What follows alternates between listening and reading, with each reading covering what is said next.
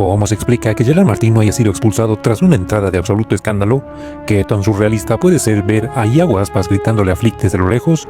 ¿Por qué Sotogrado decidió ignorar un penalti clarísimo a favor del Celta? Y lo más importante, ¿qué tan cansino es competir en una liga donde siempre parece haber algo raro con el Barça?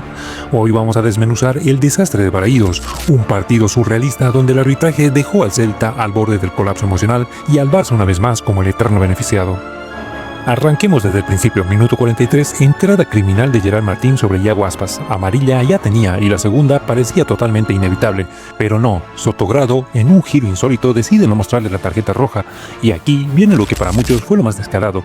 Flick, rápido como un rayo, manda a calentar a otro jugador para sacar a Gerard en el descanso. ¿Coincidencia? Nah, esas cosas no pasan por accidente, pero eso no fue todo.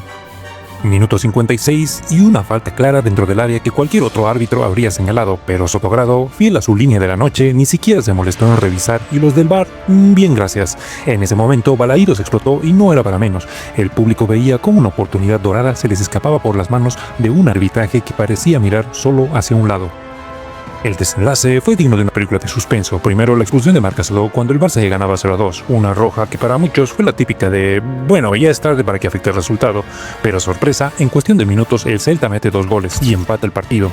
Alfonso González le roba el balón a Koundé en el área y define con clase. Después Hugo Álvarez culmina una jugada brillante para desatar la locura en Balaídos. Fue una remontada épica sí, pero no exenta de preguntas, porque ¿qué habría pasado si Gerard Martín hubiera sido expulsado en el primer tiempo? ¿El Celta habría ganado? Pero lo que quedó en la retina de todos fueron las imágenes de Iago Aspas. Primero se le ve enfrentándose a un jugador del Barça al final del partido, indignado, furioso, como diciendo esto no puede seguir así. Y luego una fotografía que ya es histórica. Aspas gritándole a Flick desde lejos, con una rabia que pareciera hablar por todos los equipos de la liga que sienten que competir contra el Barça es totalmente inútil. Esa imagen lo dice todo. Después del partido, Flick salió a admitir que jugaron un mal partido, pero en redes sociales se decía algo más, que el Barça estaría empezando a desmoronarse físicamente. Ese ritmo que impusieron al principio de la temporada les estaría pasando factura. Pero ¿es solo el físico? Porque honestamente, si no fuera por las ayudas, ¿estaríamos hablando de un Barça líder? Al parecer, y con lo que muchas voces coinciden, es que el Negreirato y sus tentáculos aún continúan moviendo los hilos de una liga ya bastante desacreditada.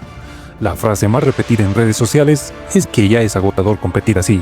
Y siendo sinceros, partidos como el de Balaídos hacen que esas palabras resuenen más fuerte que nunca, contra decisiones arbitrales que parecen hechas a medida, contra un sistema que muchos sienten que ya está podrido.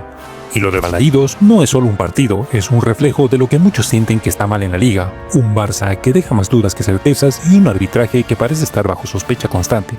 Si algo quedó claro, es que el fútbol español necesita más honestidad, porque con estas historias, la competencia parece un cuento de ficción más que un deporte.